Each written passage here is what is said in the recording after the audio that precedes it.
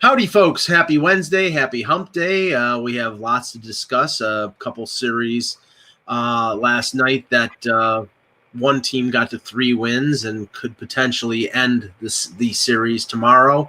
We'll discuss both of those games. We'll start with the pre-show. Go ahead, Russ. Oh, let's talk a little Tokyo. The first thing that comes to mind with Tokyo is the Cheap Trick Live at Budokan album that I remember hearing as a kid, as a really young kid. And I still love a couple songs to this day. I have them on my iPod. I always think of My Woman from Tokyo, Deep Purple. Yeah, that's a good one. So, but as far as the Olympics goes, it's Summer Olympics. It's not looking great because right now the number one newspaper in Japan, who's also a big sponsor, basically reiterated what the prime minister? Is it the premier? Yeah, premier, thank you. What the premier said about a month ago, that they are they're not under siege, but their hospitals are in bad shape. The variants and taking over there, and they're advising not to have the games. And and the IOC is sort of fighting them, but now they are really using strong language in this newspaper to try and either postpone or end it. And I got to say, if one country starts to back out, it's going to fold. Well, okay. From what I've heard, the idea again was to push the Olympics ahead another year, right? To which I mean, it's unprecedented. But then but everything is. Before what was it? Before '92, we did have the Olympics summer and winter in the same year. They just They just switched it to every other year for advertising and television reasons, and probably money for the IOC. So, I mean, this is an extenuating circumstance. But like I told you, I don't know whether you're going to have either one of the Olympics, because with Tokyo, it could be COVID. And apparently the amount of vaccines in Japan is not as prevalent as it is in the U.S. And it's not even the same as the U.S. one. They're getting it. I think they've gotten it from Russia. I don't think they've gotten it from us. Yeah, they're getting and I may be wrong. I've heard that the Russian vaccine is being mass manufactured in India. And I think that's called like the Sputnik virus. Yeah, something like that. So, but no, I don't know if they're getting AstraZeneca or any of the other ones, but it's not as prevalent there as it is in North America. And that's another reason why their rates are going up. And if it's a question of pushing it to another year forward, I mean, I get that the NBC and CBC in Canada and all over the world will not be pleased, but you do have to think of the athlete's safety too. Yeah, the athletes, the people who are covering the crews for the networks. Yeah, and all of that. Yeah, and for the people in Japan. But the Beijing situation, and we'll talk about this more on the show, there are extenuating circumstances that have nothing to do with sport that there may be the reasons why it gets boycotted. Yeah, I'm looking at the Tokyo one first. Yeah. And if that one does either get suspended or canceled, then I think it does look bad for Beijing too. But that's it. That's my pre-show. Okay. I had something, but it got lost in the ether here. So we'll move on. Hello, Hockey World. Today is Wednesday, May 26th, 2021. I'm Russ Cohen from Sportsology. And if you go on my handle on Twitter, you could see like 90% completion rate of the bathroom. The pictures are up there. And so you don't hear the hammering and stuff now. Now we're just down to little piddly things, and just the resurfacing of the tub is the last thing. So there you go. And I'm Michael Agello, and I have no bathroom problems whatsoever. And this is I don't want to know if you do. Well, I'm not talking about that. And this is the Hockey Buzzcast here on HockeyBuzz.com. Holy crap. No, just kidding. All right. Russ, you want to start with one of your big stories? Yeah, let's go with this one. So Robert Morris University, Division I hockey for men's and women's, out of the blue. I'm getting a lot of texts and everything, completely out of the blue, just do away with their program. They're like, yeah, we're done. We're closing it. It's over. When you see the press release, the thing that's very disheartening is they're talking about, well, we're going to, have more inclusion. We're going to have more events on campus. And I'm thinking, like, what? Are you going to have, like, more drinking at the Rathskeller? Like, what is happening here? And why are you canceling? They didn't mention money at all. Not in the release, not to anybody that I know. And so money's not even being mentioned as a factor. And so it's very odd. Even people involved with the program were blindsided. Nobody saw this coming. Like, this is really sad. I mean, this is, again, they had gotten the Frozen Four in Pittsburgh. I was there for that. This is Division I. This isn't like, Division III. This isn't, and it's men's and women's, and it's just like gone. That's sad. And I don't know. I think, when you hear the things that we heard last week, actually, I think a couple days ago, about, and I don't know if it's a Division I program, but I know that they were talking about it regarding the Predators, how a Tennessee State University, which is an all-black college, is starting a hockey program, and you get encouraged about that, and then you hear, and obviously for differing reasons, probably financial, probably scheduling wise. I mean, that really sucks. I mean, because we like to see hockey spreading all over the country, and a lot of other colleges having, Division I through Division III. I went to a college that had a Division III school hockey program. So I mean, that's that really stinks, and I'm sad to hear that. And they played at, what is it, PPG. So that's something where, those players now don't have that facility to go to. And they, again, they had the Lemieux, whatever they call it, for their practice facility, which, again, USHL has the Fall Classic there. They're going to have it there now again this year. And that's a fantastic venue. They don't have any of that. They tell the players, hey, we're covering your scholarships. Don't you worry about that. But look how late it is. Not everybody's going to be able to transfer. So it's a real big blow. Now, here's another issue, another juicy story.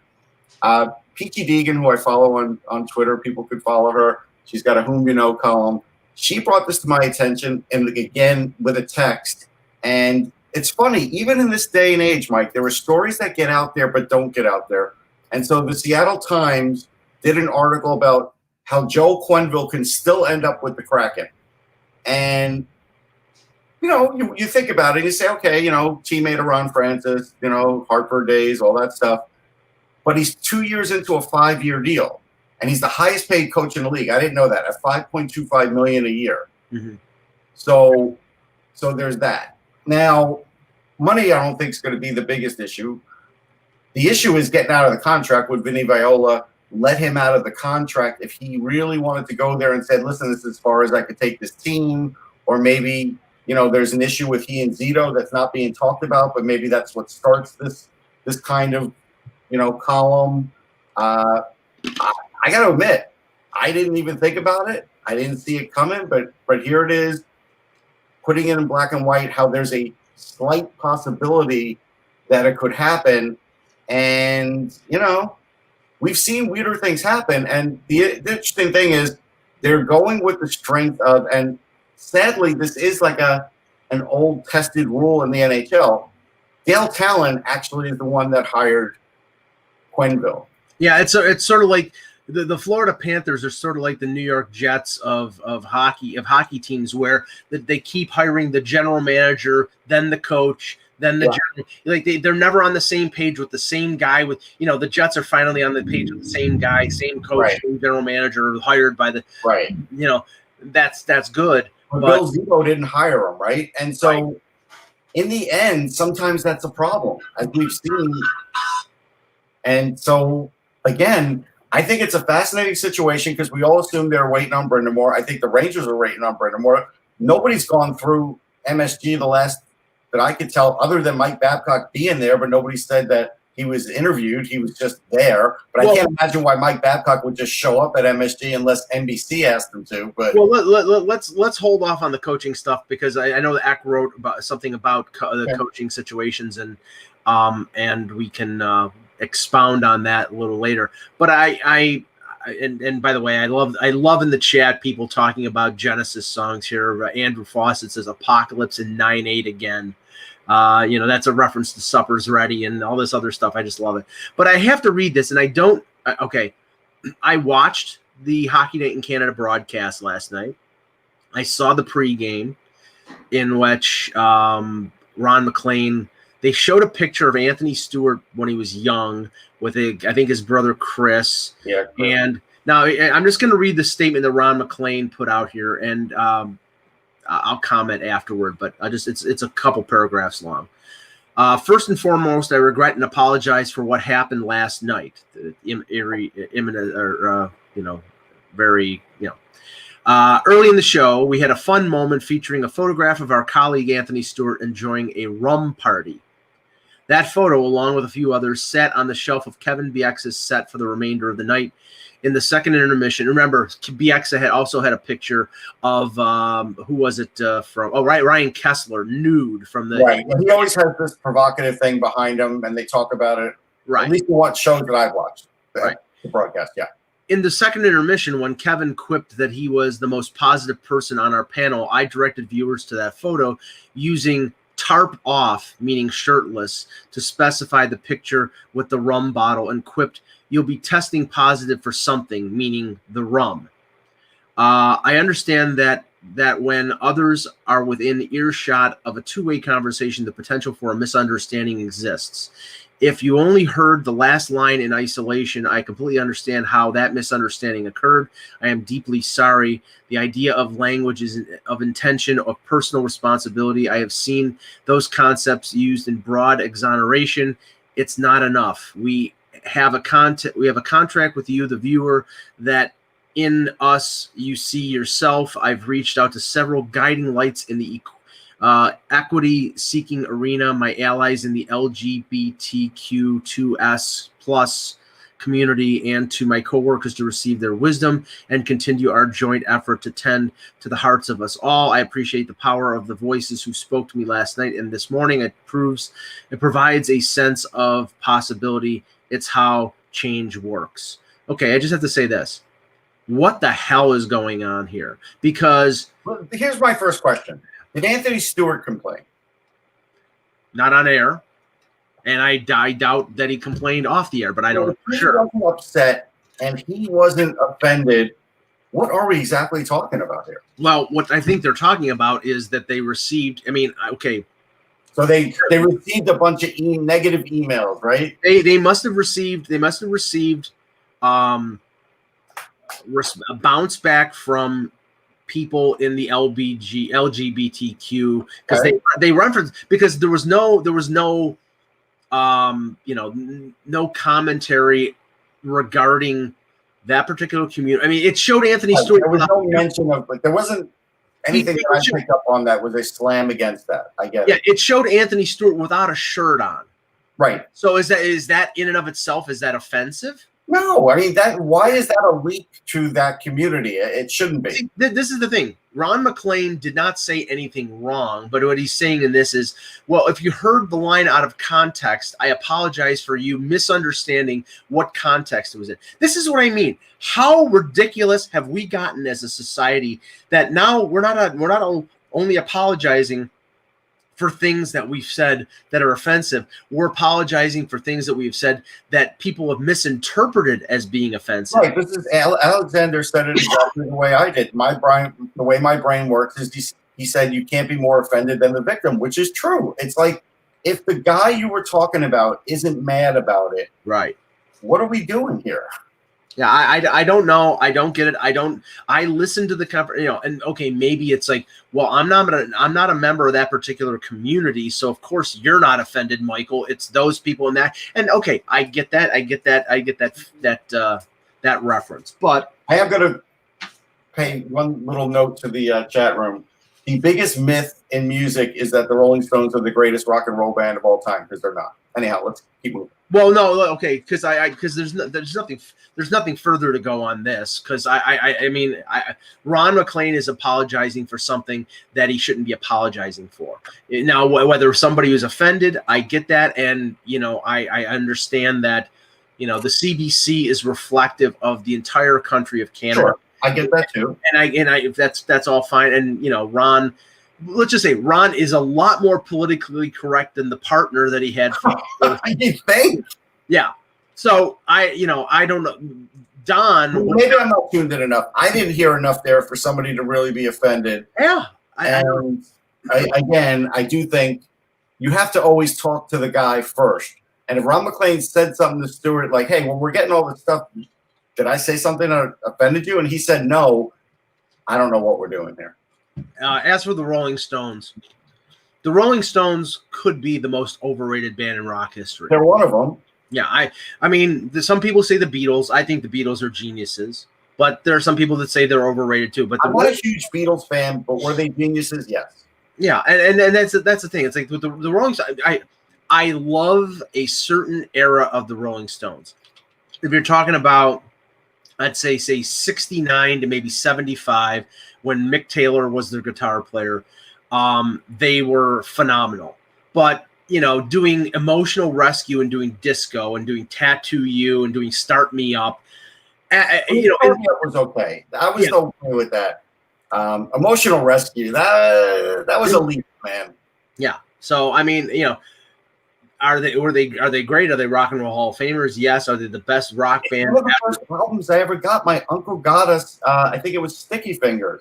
Yeah. And we listened to it. And so what year was that? Like 73, something like that? 72, 73, something like 72, that. 73. So that was my first introduction. And we'd already heard some stuff on the radio, like me as a kid hearing like Angie, their pop stuff, and they're really good. Annika says Rust has the Stones in the top 50. Of course they're in the top 50. It's funny. In my top 5. And Angie to the Rolling Stones is like Beth for Kiss. It's like I think that's fair. It's their ballad that they got a top hit. I heard that song a million times as a kid. A million times. Michael Cohen Speaks the Truth. The Who, the best rhythm section ever. It could be because Entwistle is fantastic and Keith Moon is. It's one of them. It's one of them, definitely. And I personally think Led Zeppelin is better than the Stones. But I saw an interview with George Stroumboulopoulos years ago with Robert Plant, and he asked him Stones or Beatles, and he picked the Stones. So, of course, if he picked the Stones, that means he thinks the Stones are better than Zeppelin. He's also not on Sportsnet anymore, so whatever. Right. Anyway, let's get to hockey here. Yes. No, he's on, but he's doing Apple TV stuff. Strombo follows me. I follow Strombo. Good guy. I met him a couple times. But anyway. All right. Two games last night. Let's start with the game that matters. And that's Toronto-Montreal, game 4. Yeah, I'm shocked we're starting with this game. Yes. Oh, geez. Now, I think Leaf fans were concerned with second of back-to-back with Jack Campbell, who has had some injury issues throughout the year. Once he was named as the starter, which I thought was basically, a bunch of. I think it was the usual tactics by team. I think there was no way they were going to start Freddie Anderson. Zero chance. But we never even thought yesterday that was a possibility. But they go with Campbell. Campbell faces 32 shots, gets the shutout. Leafs win 4-0. Key to the game was the second period where they scored 3 goals. And not that Matthews and Marner are getting a lot of criticism, but people are. I heard it being talked about on Toronto radio this morning that Matthews had the big game in game 2 and he had a goal and 2 assists and hasn't scored a point in 3 of the 4 games, and Marner's just been sort of here or there, and they're getting most of their scoring out of secondary depth sources, and I'm like, why is that bad? Because eventually. Marner and Matthews are gonna score. You know that. Yeah.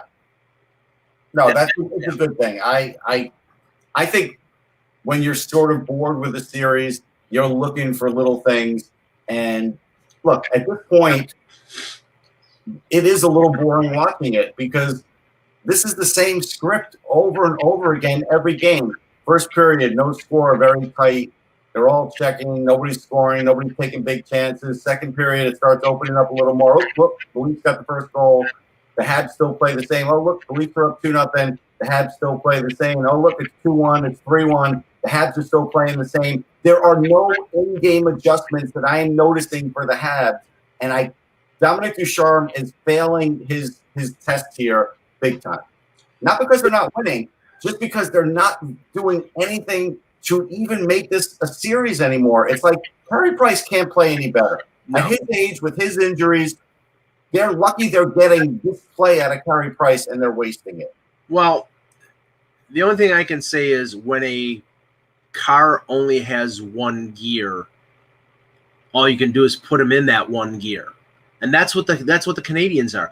I mean, how many times have we said it over the last few years? They can't score. You know, their defense is good. I like Edmondson and Sherratt and Petrie and Weber. I mean, there's some age there. There's some slowness there, but they're a good, solid top four. And Carey Price, I mean, I think I just can't understand anybody criticizing Carey Price right now in this series. I mean, okay, you're going to complain about the breakaway save he made on Hyman, on Spezza, on the diving stick save that he made on Spezza, the Marner save where he gloved it in the crease. Yeah, I mean, you want to take Jake Allen over him? Like, what are you asking for, people? Yeah, I mean, and I'm not going to defend Ducharme, but it's like, I mean, honestly, you've got, I mean, are they going to put Michael Frolik in there? I mean, the one criticism I have here is, they should have started Caulfield in game one. They didn't. Right. They still haven't played Romanov. But based on what they're playing right now, Romanov is going to be on the bottom pairing playing 12 minutes instead of Brett Kulak. I mean, they're not going to give him top 4 minutes. Listen, Brett Kulak is playing way too much. They have nobody that can enter the offensive zone. Petrie's not even good enough to do that. If you wondered why Petrie should never win the Norris, just watch this series. He's a very good defenseman, but he's not an elite offensive defenseman. They don't have one of them, but at least Romanov is an elite skater, and he can do a lot with the puck, and maybe he could open up the offense, but you wouldn't know that because he's stapled to the bench. And Asmir Frolik is on their taxi squad. He played for them a few times this season, but he wasn't a regular player. I'm just using that as an example of, I don't know whether he has many options in terms of, going to somebody that he didn't start other than Caulfield. I'm trying to get the list of scratches to see who is available, and sure enough, I'm getting very little help from. I can find it. I know where it is. Okay. I got it. You got it. It's at the bottom of the box score. No, I got the real sheet. Okay. So Romanov is one. I would definitely have him in there. Not Eric Gustafsson. Now, do we know what the health is of Jake Evans? He's out. Him and he's out. You're out. Yes. So he's still out. You know what? I would put in Romanov, and I think I might use Frolik. I might, because if nothing else, the one thing about Frolik is he is a little tricky around the net sometimes. Right. That's it. I mean, look, they don't have the deepest roster. I get it. But the fact that you're not playing Romanov is stupid. And let's see, how many minutes did Caulfield get in this game? Alexander in the chat, I'm sorry. His name was pronounced Romanov through the World Juniors, through the first half of this season, and then all of a sudden it was changed to Romanov. I'm not stopping. It's Romanov. Romanov. Everybody's got their pronunciations. We've been through Caberlet, Jesus Christ. I mean, it's okay. So minutes wise, all right. Cole Caulfield did get a lot of minutes in that game. I thought I saw more, so he had 19 minutes. That's fine. Yeah. Eric Stahl got 9. If that shows you his effectiveness for them, which again is not a surprise. They would be better off with Jake Evans, but he's hurt. Suzuki had the most minutes, which again is the craziest thing. I love Nick Suzuki, but he had more minutes than Petrie. Like, it's just, that's how desperate this team is for offense. But, like Joel Armia, Paul Byron, they have some guys. How about some set plays once in a while? How about anything on the power play? I mean, instead of just having an optional skate in the morning, maybe have them come out and work on the power play. I mean, do something. My God. Yeah, well, I mean, they showed an isolation during one of the intermissions of Caulfield on the power play, and they were showing sort of that he wasn't getting the gist of the power play in terms of he was drifting and not there as an available guy to for Petrie to pass it to on the power play. And I'm like, okay, well then, that's what you risk when you're playing a guy who's only played 10 NHL games, but you're so desperate for offense that you need to play him. Right. That is the yin and the yang of it. And again, why not practice it? At this point, I'm desperate in this series. I'm calling a practice. I don't care what the norm is and if it's supposed to be optional or even no skate at all. But you know what? They played back-to-back, but now I'm having to practice the next day because I've got to do something to shake this up a little bit. This is like completely and utterly boring, predictable. And I get it. Like you said, there's only so much you can do with certain guys, but, there is a point where you could have a better game plan. That's all. Now, on the Leaf side of things, like I said, there's been some critique of Matthews, of Marner not scoring up to their salary, up to the expectations. That first line has played a ton of minutes, but the Leafs are getting, they got a goal and 2 assists out of Alex Galchenyuk. And again, that's a testament to Kyle Dubas picking him up off the scrap heap from Carolina, getting his head straight, getting him back in the lineup, putting him in a position that he was used to playing, which was an offensive role as a top 6 forward. He plugs in on the second line with Kerfoot and Nylander. Nylander scores his 4th goal in 4 games. Kerfoot has a goal and 2 assists. So does Galchenyuk. Jason Spezza scores, and Spezza's got 2 goals in 4 games. And Joe Thornton scores a goal on the power play. So everything went like a practice game goal. Like the way he got it, the way it was passed to him, that was the easiest of goals. That's maybe the easiest goal Joe's ever going to get. I was happy for him too. I was. Russ, I honestly, he put his stick down and Spezza hit his stick. He didn't shoot it. It was like knock hockey. It was ridiculous. Yeah, it was like he put it off a pylon and it went in. And I think that's why he was smiling because it was just it was so ridiculous. And Campbell has 32 saves for the shutout, and he looked great. Again, I have no qualms about Jack Campbell. Now, somebody was asking me, who's coming for Montreal. Nobody soon. Montreal has not drafted great. They haven't had great player development. That's why, if you remember, they had issues with the Rocket. That's why they brought in Joe Bouchard a year ago. Right. Because they were having issues. They've got problems getting guys from the draft table to the NHL. I'm just thinking Paling, Josh Brook. Not a lot. Yeah, not a lot. Caulfield. But, some of the youngsters that they're depending on are already there. Kotkaniemi, Caulfield, Romanov. But it's not enough. If we go back 5 or 6 drafts, like I was just looking at, if you want to talk about guys who are playing in the NHL, it's not much. So if you start going back to 2018, Kotkaniemi is your big one. Romanov's your second big one. That's about it. Lonan got 1 game. Paling from 2017, but he's had injuries. Cale Fleury, 41 games. Caden Primo, but that's it. That's out of another 6 picks. Noah Juleson, who, again, is not going to be an NHLer, and Lucas Vejemo got a few games. That's it from 2015. That's out of 5 picks. Go back to 2014. You talk about Nikita Sherbak, who was never going to be good, and Brett Lermont, who played a few games. Jake Evans is the big one from that one, and he was their last pick. That's how bad their drafting has been. It's been bad. Yeah, it has been, and the Leafs can get their first playoff series win in 17 years on Thursday. Not to say that Montreal can't. They're going to have a tough game. You might have another 2-1 game on your hands. You might. They could play a tight defensive game, and Price could steal one and force it to go back to Montreal. And they're motivated for that so they can have fans. No question. Yeah, I was gonna say, would you please stop with all the 2,500 fans? Come on, I know. Give me a break. All right. The other game, and somebody was pointing out, it was Dave Hodge. That's who it was. Dave Hodge was pointing out on Twitter. He's like, is he another buddy of yours, Mike? I've never met him. I'd love to. He's a legend. Follow you, Mike? No, I follow him. He doesn't follow me. Dave, you should follow Mike. Anyhow, go ahead. There you go. He was saying that the Toronto-Montreal series has pretty much been a bore, and that a series like Carolina-Nashville has actually been extremely entertaining.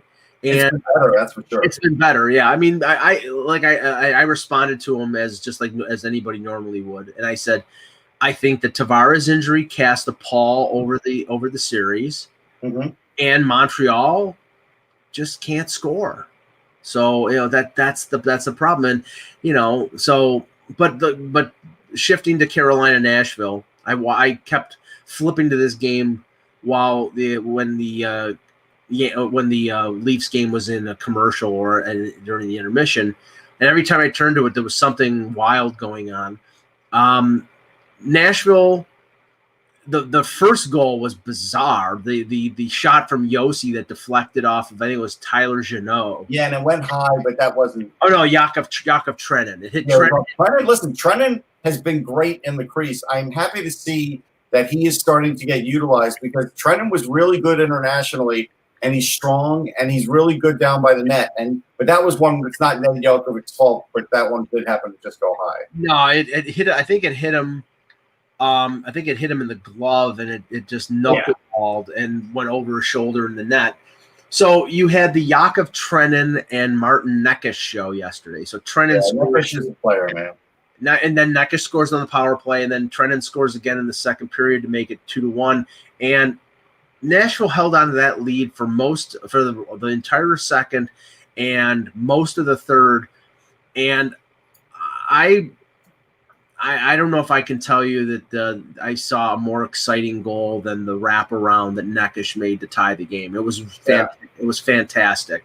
So he ties it. They go into overtime, and 2 minutes and 3 seconds into overtime, Jordan Staal scores, and the Hurricanes now lead the best-of-7 series 3-2, going back to Nashville tomorrow night. Now, this is the thing on that game-winning goal. I said to you, anybody watching that, watch Ryan Johansson play defense, or shall I say, watch Ryan Johansson not play defense. Yeah, because he basically let Staal a clear path to Saros, and either deflected it or it bounced. But it was weird. I'm not sure either, even after watching it, but. You're right. I think it's one of those things where maybe it was just vapor lock. They played a lot of periods, both these teams. And so, the guys who aren't great defensively are probably prone to making more mistakes like that. Interesting thing about Staal with the 4 goals, his career high is 6. And he did that in 07-08 in 20 games and then 11 and 12 in 6 games. Mm-hmm. With Carolina, he's only had 4 goals in 28 games and 23 games until this year, and now he's matched that. So I don't know what he's changed. I know they're saying his workout regimen has changed or whatever. I've always been impressed with Staal as a guy. Like, as me as a media person, you go to him and he gives you straight answers. He's a great teammate. None of that. We always thought there was more offense out of him. Luckily, I didn't hear a crash. So we always heard, that there should be more offense out of them, and now all of a sudden they're getting it. Like, this is a bonus for them. But let's look at this series because, I picked Carolina in 7 because I thought they would have trouble in goal. But the funny thing was, I thought they were going to have trouble in goal because they were going to go with Mrazek. They've gone to Nedeljkovic, who I said was going to be a question mark, and he has been a question mark. And I thought he played okay yesterday, but in the series overall, I don't think they're going to be a team that is going to go to the Stanley Cup final on the back of Alex Nedeljkovic. No, I don't either. I don't think – again, there is a short list of guys like Cam Ward, and Ward played and I think he played – He played about half the starts that year. Yeah, with Gerber. And so there was some familiarity there. And Binnington with his second half with the Blues. Right. And he had a full second half. There's very few guys that have just walked in and done the job and taken you to a cup. At some point, it will show up. I think it started to show up, honestly, with Nedeljkovic a little bit. And, I don't know. I can't imagine as a man this team really thinks we're going to ride him to the cup. I'm sure a lot of them think in the back of their mind they're going to switch to Mrazek at some point because that's the guy they really like. I think it's funny because I think that they're, they know that they can't win with Mrazek or Reimer. So they're saying, let's go with Nedeljkovic because he's the unknown. maybe we can go there because he played well during the regular season, and maybe he catches fire in a bottle, and there you go. I mean, they had the best defense and the best defensive program going right now system in the NHL. So you do see the benefits of all goalies in their system. Like you do. Everybody's had a good year for them. Yeah, but I mean, even your guy, Mike. I mean, I saw Nedeljkovic play the year that they won the Calder Cup because they beat the Marlies in the semifinal, and he was really good. I just never got the feeling that he was going to be a star at the NHL level. I was even doubting whether they were gonna give him an opportunity. Finally, they gave him an opportunity. That's a good thing. And I've seen him play internationally. I've seen him play in juniors, and I also saw him play in an AHL outdoor game in Detroit, and he played great in that. He's a good goalie. There's no question about it. It's just I'm not sure this is his year, and with this kind of team, I just feel like the next matchup is going to hit them hard, and maybe they'll surprise us, and maybe they'll, just tear apart Tampa limb by limb. But I don't think that's going to happen. All right, well, let's talk about the coaching things that we were talking about earlier. Some of the teams out there. Eck's not going to be able to join us today, so we'll have him back tomorrow. But Eck wrote about coaching rumor updates, and I'll just read what he posted, and we can agree or disagree. With the Rangers, he says the feeling has been that about Messier, and he says he does believe Messier will take on some coaching role next season. Now, okay, here's where I disagree. Wouldn't shock me either. I don't know if Mark Messier is taking an assistant coach's job. No, but leave it to the Rangers to be sort of creative, like the Jets were creative when they were going to make Belichick the assistant head coach. And maybe the Rangers will do something a little different. Whatever that means, I don't know. It all depends who they hire as the coach first. But I still won't be shocked to see Messier involved because I felt that all along. I know everybody's like, hey, the Rangers want Gallant. Guess what? If the Rangers really wanted Gallant, they'd have him signed already. Right. They would pay him the most money. The Rangers don't suffer from not having people want to coach them. So I can't believe it would be Gerard Gallant playing hard to get with the Rangers if they were to call him and say, you're our guy, how much do you want? Right. I can't believe he's the number one guy just based on that. Right. I agree with that. Now, it says here they may interview Tocchet. Tortorella is also in the mix, but Eck does not feel that as strongly that they're interested in as strongly as Gallant or Messi. I bet you they've interviewed Torts already, and just it went under the radar, and we don't know about it. That's my feeling on Torts. And I find it hard to believe that they wouldn't be interested as much in Tortorella as the others. Right. Tocchet, I think they probably will interview him just to talk to him. I don't know if they'll have real interest, and that's not a knock on Tocchet. That is just a knock on how much do they want to pay Rick Tocchet, because they overpaid for David Quinn for coaching that market. Like, it's the same as the Leafs, Mike. You can't hire a guy and have him be on the low end of the pay scale with the Rangers the same way you really can't do it with the Leafs. Even Keith made decent money for a first-time coaching job, more than Brind'Amour. Right. Eck says a new name has also emerged. If the Penguins lose the series, he believes Mike Sullivan will become available. Pretty shocking. I don't know about that. Yeah, I don't know about that either. I don't get the vibe that, I mean, it will be a disappointment, and he's been there a while, but he did win 2 cups in a row.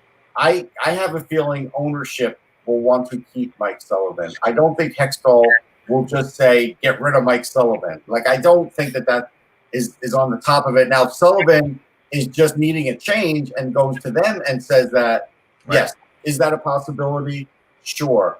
But we also saw Dallas's assistant, Nelson, all of a sudden getting interviewed by Columbus and the Coyotes.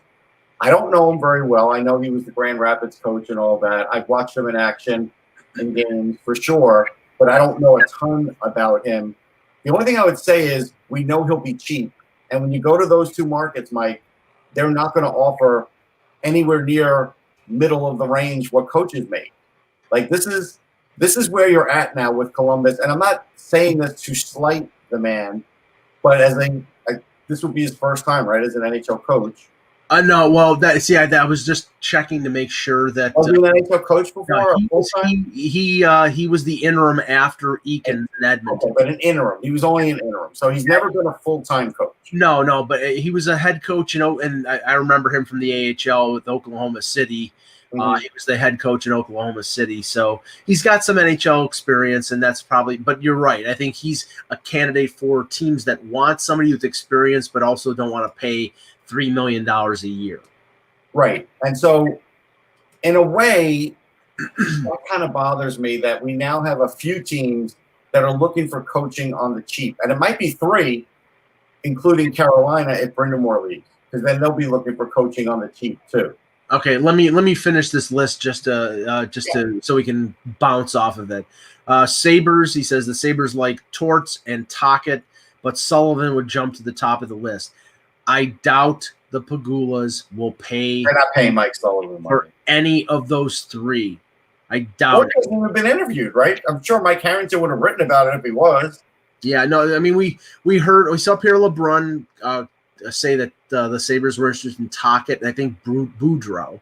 Right. I think Boudreau would take less, not nothing, but take less. Yeah, he would do it for a couple million. Right. He's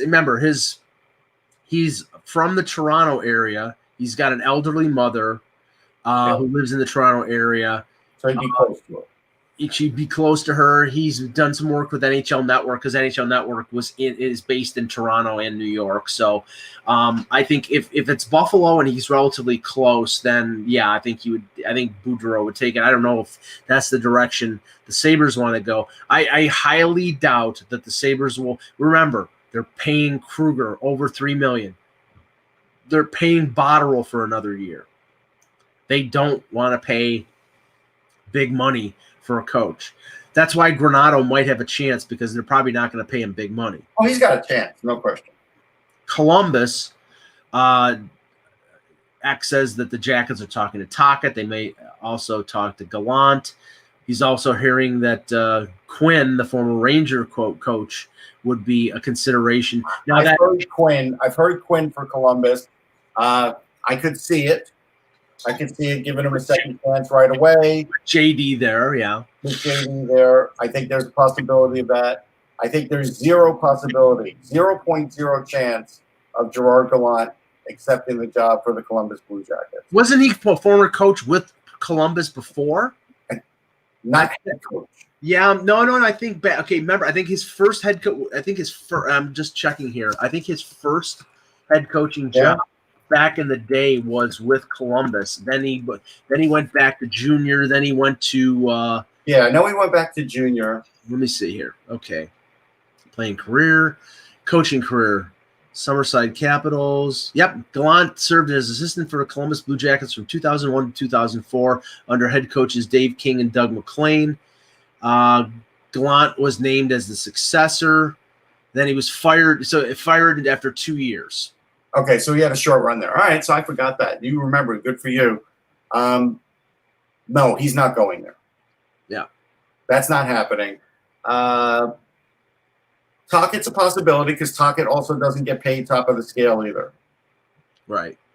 Now, Seattle is the one that's the wild card. You mentioned Quenneville as a possibility. Right. Brindamore, I think, is a possibility because of his relationship with Francis going back to Carolina. Yeah. Gallant, Tocchet. No Torts. They're not going Torts. They're not. No, Torts is not. Torts would not go to an expansion team. No way. Can you imagine like a brand new team putting Torts up on the for the first presser, talking about expectations for this new expansion team? Oh my God, no. First thing he'd say is, "Who's Seattle's lead columnist?" Right. You. Yes. Are you Larry Brooks of Seattle? I hate you. No. The other one is Philadelphia. X says they may be sticking with AV, but there's a group that would possibly want Tocchet. I don't think AV Tocchet there. Yeah, I don't see Vivino losing his job after 2 years. Again, is money a consideration? He's not losing his job. They've already said his job is secure. He's not losing his job. So, I mean, I did lead I don't off. know where X getting this thing about Vino. There might be like two people who were giving this information to him that are saying they still don't believe Vino will be the coach. But I'm telling you, when you come out in a press conference and you say he is the coach and the GM is still there and the CEO said they're both still there, why is he going to get fired? And the Rangers, as we mentioned before, they could be, Russ. They could be waiting. It sounds like they're, at least they get the feel that it sounds like they're waiting on somebody. Yeah, they are waiting on somebody. Johnny asked if I got the job at TNT yet. No, they're hiring a bunch of nobodies in Darren. Well, okay, Johnny, thank you for bringing this up because I had to. I was going to bring it up. Now, I do want to say I was right about Darren Pang because I threw him into that mix. Did. And they got him, and I'm happy about that.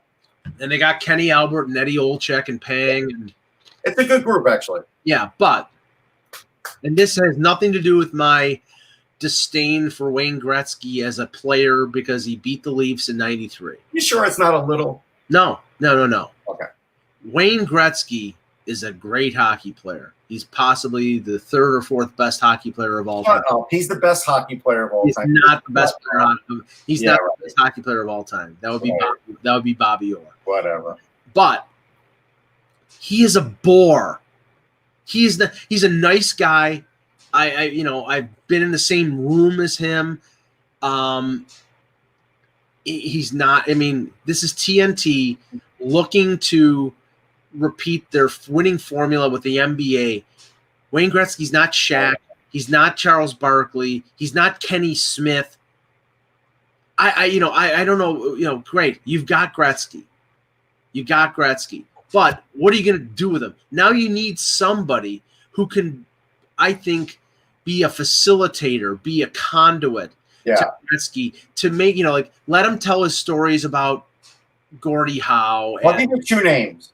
Okay. I saw two different situations where there were two very skilled guys that worked with Gretzky at events, and I felt like the events were really good because they got a lot out of them.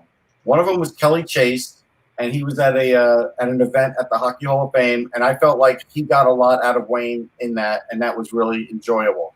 I also felt like I was at this, of all things, a Bud Light event at the All-Star Game, and Bill Clement happened to get a lot out of Wayne Gretzky during that hour-long event.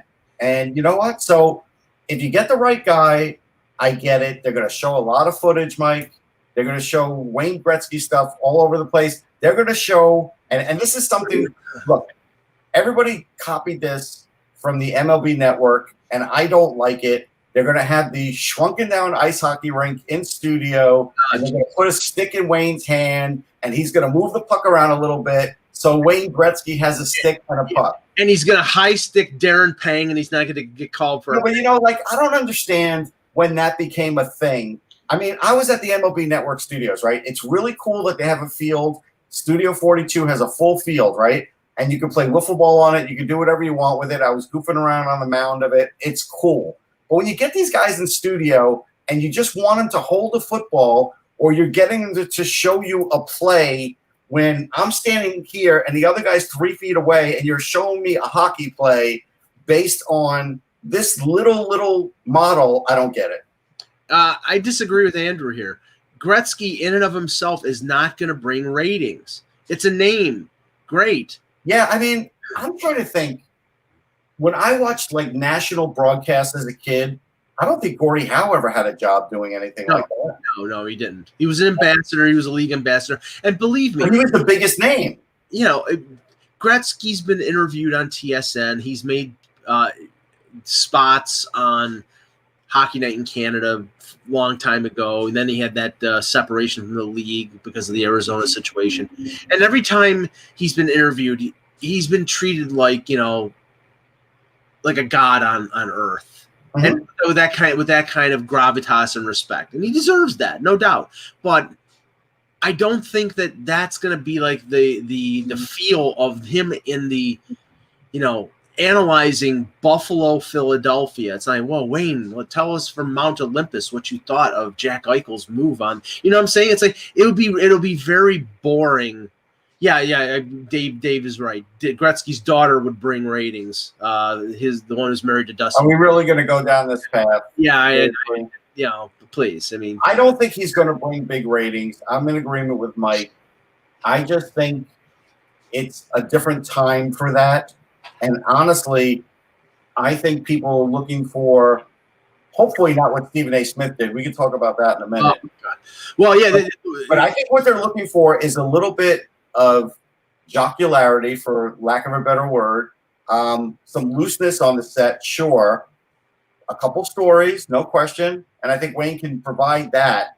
But then when it comes to the analysis, they want to hear things they haven't heard before. And I don't know if Gretzky is up for the test.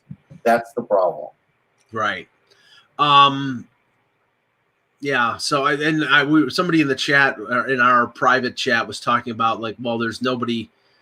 Yeah, I mean, TNT's gobbling up everybody. Who the hell is ESPN going to get? It's like, I think Buchagras and Linda Cohn are going to be living at the studios in Bristol because, everybody. Linda Cohn is on the West Coast. She does. Yeah, she's living on the West Coast now. So wow, I don't know if that's going to change or not. So yeah, and I think we're going to have an East and West Coast show, Mike. You know what I mean? So I don't think that. I think she's going to probably stay out there. Yeah, I mean, she'd probably do the West Coast games. So yeah, I mean, you know what's interesting? ESPN. If this were 2 years ago and there was no problems, they probably would have brought in Jeremy Roenick, and we probably all would have said great hire. Now they probably can't even touch Jeremy Roenick. Jeremy Roenick now is doing his own like webcasts. Like we look more high tech than what Jeremy Roenick. Right, but don't you agree he would have been a natural choice? Sure, a couple of years ago. Now Esmir mentioned somebody who I've heard on the radio in New York. I think he does a pretty good job. He's pretty entertaining, and he's working for ESPN already. That's DiPietro. DiPietro does a good job. I mean, he didn't wear Zumba pants again, but. but no, he really does do a good job. I don't know if he can handle a national broadcast, like if he's going to bring enough, but he is an intelligent guy, and I'd be willing to listen to Rick DiPietro. I would. Yeah. Now, okay, just to touch on. Forget Don Cherry, people. Come on. Yeah, it's over. He's 90 years old. Now, before we touch on the other game or whatever, let's talk about the Stephen A. Smith thing for a minute. Because, like, I was getting into it with Dan Petru on Twitter, and Noel actually was coming to my aid. It's not that I don't want somebody else talking about hockey and having fun with it. That is not the issue. The issue, and I'm going to just tell you a little story. So in 2010, I saw Stephen A. Smith at like game 4, game 5, game 6, or it wasn't, maybe game 4 or 5 for the Stanley Cup. And I don't know him, but I just said, hey, Stephen A., you're covering the Stanley Cup. And he goes, make it a living, brother. And I was like, okay, I get it. Because at that time, he wasn't making $5 million a year like he is for ESPN. And he was the top writer at the Inquirer. So if they sent him to do hockey, he's going to do hockey. Fine. Now we're at a situation where he is literally doing shtick. And he's doing shtick talking about how basically just piling on the Edmonton Oilers and how Connor McDavid needs to be better, and Leon Draisaitl, who I don't think he would even know Leon Draisaitl if he passed him on the street. Right. So he gets a few stats to him, fed to him, and then he also makes reference to the Brooklyn Nets. And once in a while, we'll bring up another sport on this show. I get it. But when you're talking about somebody like on television for ESPN and you want to do 2 minutes of hockey, don't fall back to the NBA, because that doesn't make hockey fans feel any better about what you're talking about. Nobody's listening just because you're yelling the loudest or you're laughing about it. And so my feeling was he made a mockery of it. Not that he was trying to make fun of hockey. He wasn't. But just the lack of everything that he was showing for what he put into this is making a mockery of hockey. And I think it was a bad look. I do. Yeah, and what he was talking about was Draisaitl, McDavid getting swept. And, if the Brooklyn Nets had been swept like the Oilers, there would be a huge. What he's basically doing is attacking hockey for not getting enough attention to the fact that McDavid and Draisaitl got swept. And it's like, okay, you're mocking the sport that ESPN is just signed up for 7 years. Yeah, and again, some people didn't see it as mocking because he wasn't making a joke out of hockey. He wasn't saying, ha, ha, ha, you guys aren't fast. It's not that. It's what that did to shine a light on hockey, and it wasn't a good light. It was like basically not a lot of information, a lot of yelling. You got to be better, bro. To like Connor McDavid, like he doesn't know that. Like, what are you doing? I don't understand. And this is another reason why I don't want to see Charles Barkley starting to do that with TNT. I like Barkley. I think he's very interesting.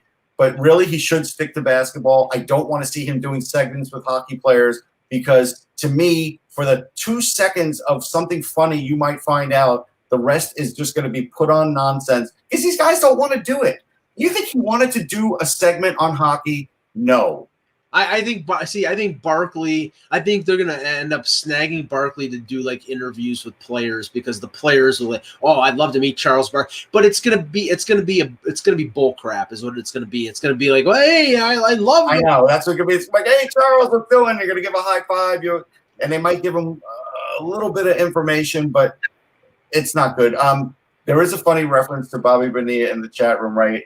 And they said, Russ isn't going to like it. I'm going to give you a 2-second story. So I got invited to do an interview at the MLB offices. They said, hey, we're going to have you interview one of the higher ranking guys in the Players Association. I'm like, oh, this is great. Who is it? Bobby Bonilla. And I was like, oh, my God, how am I going to do this interview and not say anything about his Mets career? But I did it. I went in there and I literally interviewed Bobby Bonilla. It was a great interview, and I never once spoke about his time with the Mets because if I did, it wouldn't have been a good interview, and I'm sure I would have been kicked out of the office. Russ, the only thing I could say that would be an equivalent to that would be me interviewing Jake Gardner. Yeah. But this was even bigger shock because this was like when they say, hey, you're going to interview somebody from the PA, and and I'm thinking, wow, this is great. Somebody in the PA.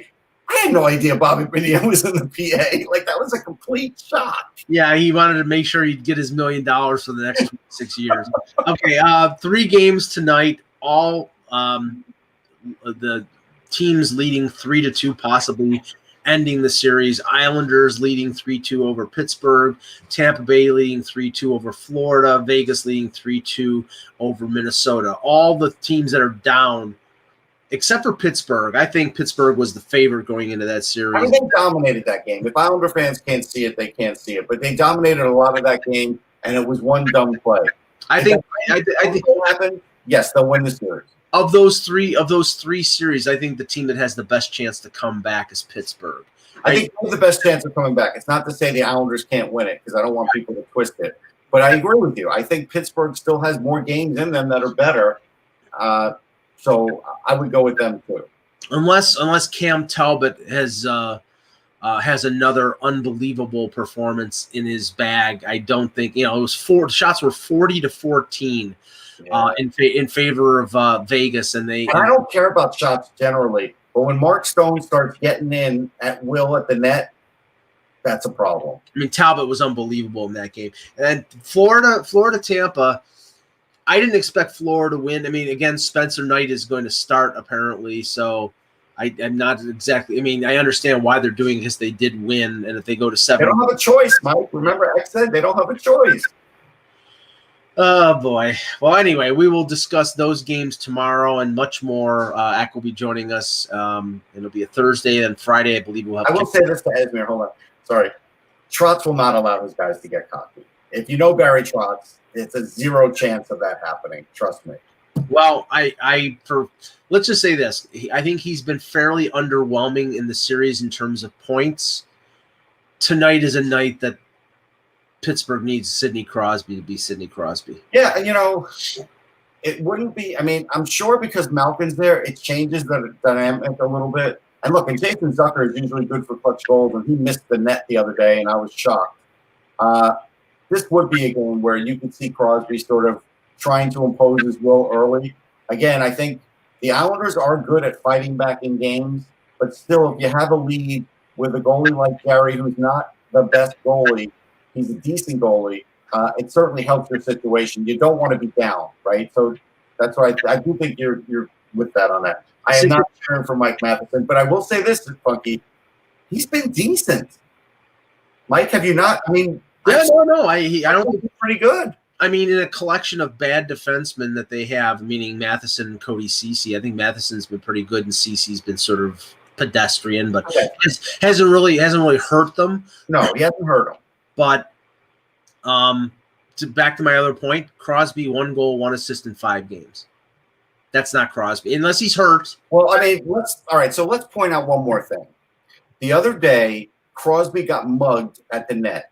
He gets pushed over, the net falls over, he falls down, hits the ice, his helmet comes off, and when he got up, he looked at the referee and I think he spit out his mouthpiece to kind of make it a point, like, for all the things you're calling in this series, guys are beating the crap out of me. Yeah. And so there is that. And that's why, even though there is star treatment in this league, there are still guys that take so many shots on Sidney Crosby. And that's why I never begrudge him when he gives them shots back.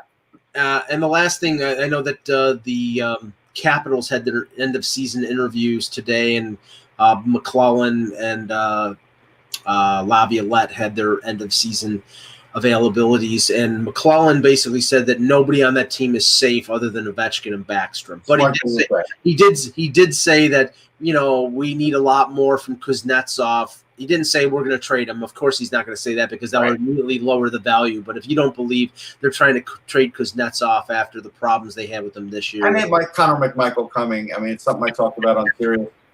Doug Armstrong had his season ending, and I guess they really pushed Clint Costin, who, again, won't play in the AHL. So it is hard to gauge where he's at. He's not putting up big numbers. Honestly, I think at this point he's a bottom 6 guy that maybe would be like a lesser talented Zach Cassian as far as goal scoring. He had 7 goals this year in the KHL. It's like he is a big guy and he's strong. Is this going to change the St. Louis Blues? No. I think Marinovich could change them a little bit, and I would like to see Marinovich in there. I'm surprised he didn't play this year. Yeah, I think, well, he did have the run with Minnesota Duluth, and that ended. And maybe sometimes, not all the time, but sometimes the college players say, let's have the DLC start the next year. Because sometimes they don't want to get pushed in the fray like Cole Caulfield did. And maybe that's what Marinovich chose. And you know what? Probably a good move. Yeah. Because, again, gives them a summer to get stronger. Because, he's probably only going to get one shot at getting the job this year, whether it's in preseason or they may just send him to, what are they, Springfield? I forget who their team is. Yeah, I think he's going to get a shot because I think Vince Dunn's going to end up being traded, and Gunnarsson is a UFA. So Robert Thomas needs to do better. Kyrou had a really good year. Kyrou had 14 goals, and I think you'll see more goals out of him this year, but Thomas needs to get better. Yeah. All right.